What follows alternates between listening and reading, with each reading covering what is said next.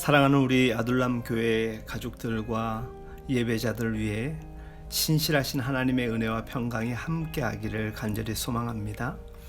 우리가 함께 예배당에서 모여 예배할 수 없는 상황일지라도 우리의 있는 자리에서 가장 기쁘고 행복한 예배를 허락하실 주님을 소망합니다.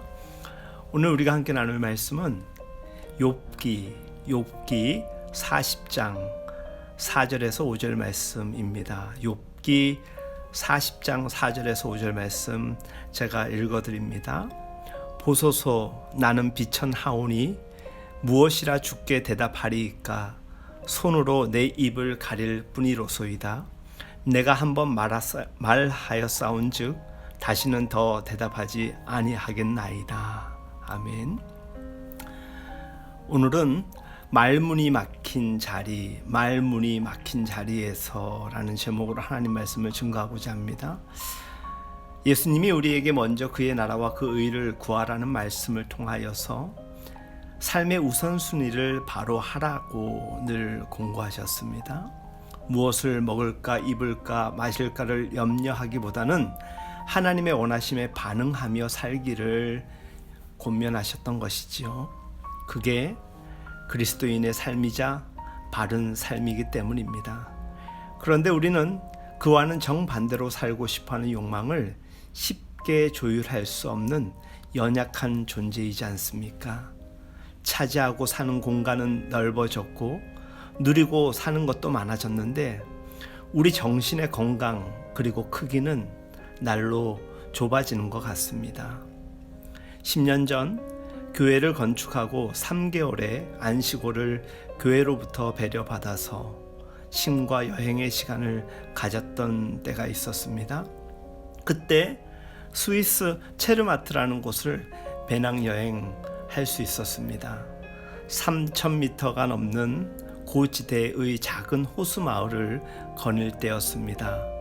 그 호수에 비친 4,478m 마테호르는 제게 너무나도 신비롭기까지 한 모습이었습니다. 순간 제 입이 딱 벌어지면서 하나님의 창조를 느낄 수가 있었습니다. 어쩜 우리는 평생 가슴에 품고 살아갈 만한 감동 어린 풍경 한두 컷이 있다라면 어떠한 삶의 무거운 생이 우리를 짓눌러 버린다 할지라도 가볍게 일어날 수 있고 또 다른 소망 가운데 살아갈 수 있지 않을까 생각합니다. 누구라도 압도적인 크기 앞에 서면 자신의 유한함을 절감하지 않을 수 없습니다. 때론 많은 밤하늘의 수많은 별들을 보게 되죠. 쉼없이 우리에게 출렁이며 다가오는 바다 물결을 볼 때 여러분들 어떻습니까? 자연의 크고 놀라움 앞에 설 때면 한없이 작고 작은 우리의 낮음과 약함을 우리는 선명하게 보게 됩니다. 게네사렛 호숫가에서 벌어진 성경의 사건 있지요. 밤새도록 애를 썼지만 고기 한 마리 잡지 못한 시몬에게 주님이 다가오셔서 말씀하십니다. 깊은 데로 가서 그물을 내려서 고기를 잡으라고 말씀하십니다. 그가 주님의 말씀에 순종하자 많은 고깃대가 그의 그물에 걸려들었습니다. 시몬은 그물을 건져놓고는 즉시 예수의 무릎 앞에 엎드립니다. 그리고 말합니다. 주님, 나에게서 떠나 주십시오. 나는 죄인입니다. 여기서 죄인이라는 말은 법적, 도덕적 잘못을 가리키는 말이 아닙니다. 자기의 자금에 대한 자각이고 하늘을 잊고 살아온 하나님의 창조물로서의 자기 반성인 것이죠. 베드로는 예수님에게서 하나님의 현존을 보았던 것입니다. 그 앞에 서면 누구라도 그럴 수밖에 없는 것이지요. 저는 요즘 이 코로나 상황을 직면하면서 또 살아가는 동안 하나님의 크심, 하나님의 현존을 그 어느 때보다 몸으로 마음으로 크게 느끼는 것 같습니다. 어느 순간 그런 느낌 느껴보셨나요? 뭔가 내 스스로가 한없이 작아지는 느낌? 그 어떤 말로도 내 주장을 할 수 없는 옹색함으로 내가 느껴질 때, 내가 이 넓은 땅을 자유하며 살아가고 있다라고 생각했었는데 내 두 다리가 디디고 있는 땅은 너무나도 협소하다라는 느낌. 우리 어쩜 위기와 어려운 순간 때면 그런 코너에 몰리는 심정을 느끼곤 할 것 같습니다. 여러분, 사람은 이런 순간과 상황에서 자유롭지 못한 존재인 것 같습니다. 그래서 이런 상황을 맞이하게 되면 하나님의 의도된 장치가 아니겠군, 하나님의 의도된 장치는 아닐까, 이런 생각을 하게 됩니다. 이럴 때면 이런 상황은 어쩜 하나님의 의도된 장치와 같진 않을까, 그런 생각을 하게 됩니다. 그리고 하나님의 뜻은 어디에 있을까 생각하게 되는 것이죠.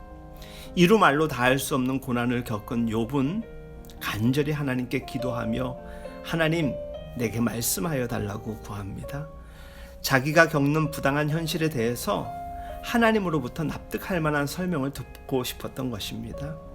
깊은 침묵 가운데 계시던 하나님이 마침내 폭풍 가운데서 그에게 오셨습니다. 그리고 무지한 말로 이치를 어둡게 하는 자라고 욥을 책망하셨죠. 그리고 그에게 계속적으로 말씀하십니다. 너가 땅의 기초를 놓을 때에 어디에 있었느냐? 누가 이 땅을 설계하였는지 너는 아느냐? 무엇이 땅을 버티는 기둥을 잡고 있는지 너는 아느냐? 바닷물이 땅속 모태에서 터져 나올 때 누가 문을 막아 닫아서 바다를 가두었는지 아느냐라고 묻습니다. 이때 욥은 그저 유구무원일 뿐입니다. 욥은 자기가 세계의 중심이 아님을, 그리고 자기의 자금을 절감하게 됩니다. 언제나 안주하던 그 자리에 있는 것이 마땅하다고 생각했던 그 세계가, 너무 가까이에 있어서 의식조차 하지 못했던 그 세계가, 그리고 그 세계의 조화로운 질서가 나의 노력과는 무관하게 그곳에 있음을 우리는 자각하게 될 때가 참 많습니다. 그저 자기 잘난 맛에 살다가 어려움과 장벽 앞에 서게 되면 우리는 하나님 앞에 두 손을 들게 되는 것이지요. 왜 우리가 이런 고통과 고난의 상황을 당해야 합니까? 비명을 질러대던 욥에게 하나님은 큰 세계를 보여주시면서 그런 너는 누구냐라고 도리어 묻습니다. 아무 말도 할 수 없었던 욥을 우리는 발견하게 됩니다.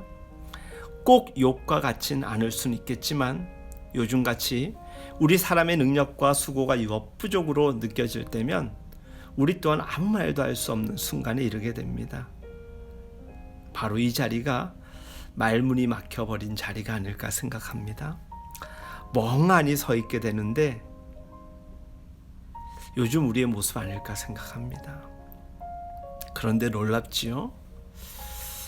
체념과 실망과 좌절로서 계속 이어질 것 같은데 그곳에서 주님을 향하여 눈을 뜨고 또 우리의 기도로 읊조리다 보면 하나님의 신비와 만나게 되는 놀라운 경험이 바로 이때 우리에게 허락되는 것 같습니다.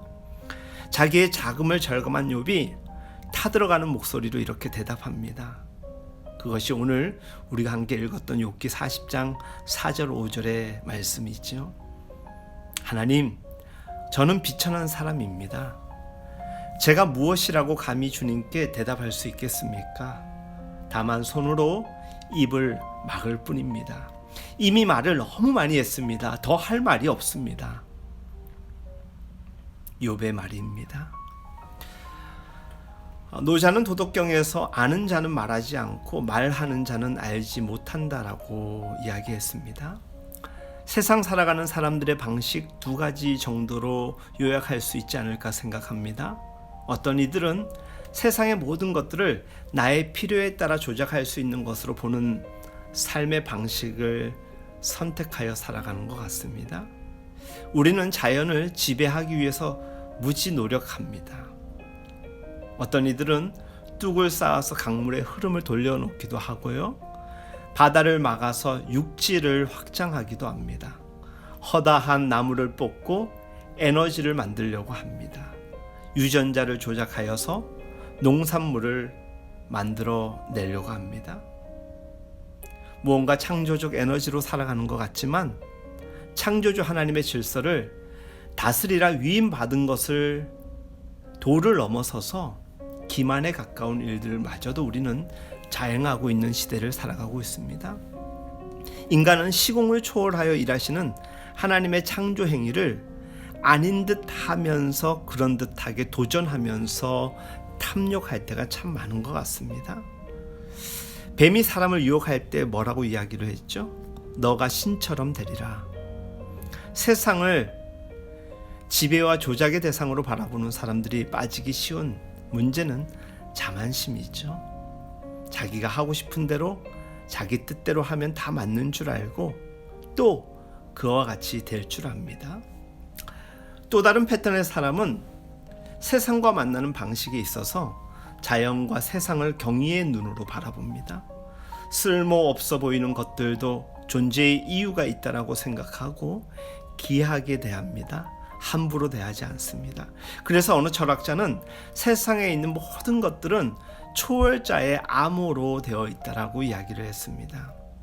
이를 우리식으로 이야기하자면 세상에 있는 모든 것들은 하나님의 흔적을 지니고 있다.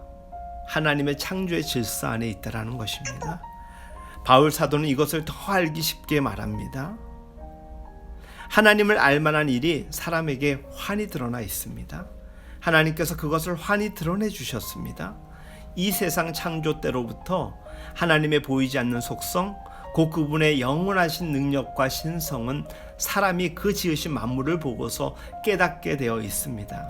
그러므로 사람들은 핑계를 댈 수가 없습니다라고 로마서 1장에서 이야기합니다. 눈에 보이는 세계의 이면에는 보이지는 않지만 분명히 존재하는 하나님의 손길이 있다라는 말입니다. 분주한 마음으로 볼 수는 없고 욕망으로 벌게진 눈으로는 볼 수 없는 또 다른 세계가 분명 있음을 우리는 믿는 이들입니다. 지금 우리가 살고 있는 세상이 이처럼 거칠어진 것은 하나님이 만드신 세상 가운데 살아가는 우리와 세상의 관계가 왜곡되어 있거나 파괴되어 가고 있기 때문 아닐까 생각합니다. 사람이 살기 위해서는 자연과학자의 눈으로 세상을 보는 일을 피할 수는 없지만 그럼에도 사람의 영혼이 살기 위해서는 경이로운 마음으로 세상을 바라보아야 합니다. 그 경의의 중심에 하나님이 계시고 하나님의 질서가 있는 것입니다. 지금 우리는 이 시대는 경이로움에 대한 감각을 잃어버렸습니다. 경이로움에 대한 감각을 잃었다라는 말은 하늘을 잃어버렸다 내지는 하나님을 인식하지 않다라는 말과 같은 것이겠죠. 경이로움이라는 것은 아무것도 당연한 것으로 여기지 않는 마음입니다. 시편 139편에서 시인은 자기가 있다는 사실과 하나님의 사랑이 자기를 붙들고 계시다는 사실을 경이롭게 자각합니다. 그래서 그는 고백합니다. 내가 이렇게 빚어진 것이 오묘하고 주님께서 하신 일이 놀라워. 이 모든 일로 내가 주님께 감사를 드린다.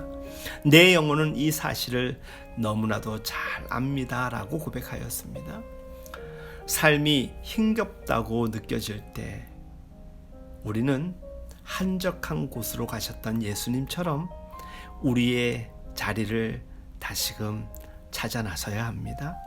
홀로인 것 같아서 외로울 때, 자기 삶의 이유를 찾을 길이 없어서 낙심될 때 우리 앞에 있는 것들을 비울 수 있어야 되고 잠시 거리를 둘 수 있어야 되는 것입니다. 세상에서 우리가 누리고 살고 있는 것은 어떤 것도 당연한 것이 없습니다. 그래서 우리는 깨닫게 됩니다. 우리는 오직 하나님의 은총으로 살아가는 존재이구나. 그리고 이 세상은 하나님의 은총으로 충만한 세계구나라는 것을 깨닫게 됩니다. 말문이 막힌 자리는 하나님을 더 깊이, 하나님을 더 인정하라는 것입니다. 지금 우리는 하나님이 창조하신 세계의 신비 앞에서 비록 말문이 막혀 있는 듯 하지만 하나님의 충만한 임재와 하나님의 음성을 들을 수 있는 시간에 살아가고 있는 것입니다. 우리는 우리보다 앞서 살면서 믿음으로 이겨낸 욥을 좋은 모델로 삼아야 합니다. 그는 말했습니다. 잘 알지도 못하면서 감히 주제넘게 제가 주님의 뜻을 흐려놓으려 한 자 바로 저입니다. 깨닫지도 못하면서 함부로 말을 했습니다. 제가 알기에는 너무나 신기한 일들이었습니다. 주님이 어떤 분이시라는 것을 이제 제가 귀로만 들었습니다. 그러나 이제는 제가 눈으로 주님을 뵙고 있습니다라고 고백을 하죠. 절망의 끝에서 기도하는 듯한 고백 같지만 사실 희망의 출발선에서 고백하고 있는 것입니다. 말문이 막힌 자리야말로 하나님의 현존을 경험하는 자리일 수 있습니다. 앞만 보고 달려가던 발걸음을 잠시 멈추고 영혼의 눈을 떠 세상을 바라보면 하나님의 은총이 우리를 둘러싸고 있음을 우리는 알게 될 것입니다. 예배당에 모일 수 없는 지금이지만 우리는 언제 어디서나 주님을 뵈며 예배할 수 있는 참 신앙의 자리에 서 있기도 합니다. 너무나도 익숙하지 않는 환경이지만 어쩜 우리 삶의 자리에서 생각하지 못했던 진짜 예배하는 마음, 진짜 신앙으로 예배하는 시간을 우리는 직면하고 있는 것입니다. 이 믿음으로 오늘도 힘있게 살아가는 우리 모두가 될 수 있기를 기도를 드립니다. 요즘 기독교와 그리스도인들의 삶의 자리가 참으로 어수선합니다. 1738년 올더스게이트 광장에서 회심의 순간을 맞이했던 감리교 창시자인 존 웨슬리 목사는 그의 인생의 외롭고 쓸쓸하고 암담하던 곳에서 주님의 말씀으로 인한 빛의 세계로 진입하게 됩니다. 그리고 그는 그로부터 그의 재능, 열정, 시간, 물질을 온전히 세상을 향하여 특별히 영국 사회의 밑거름으로 내놓게 됩니다. 그때 하나님께서 그의 삶을 사용하시게 됩니다.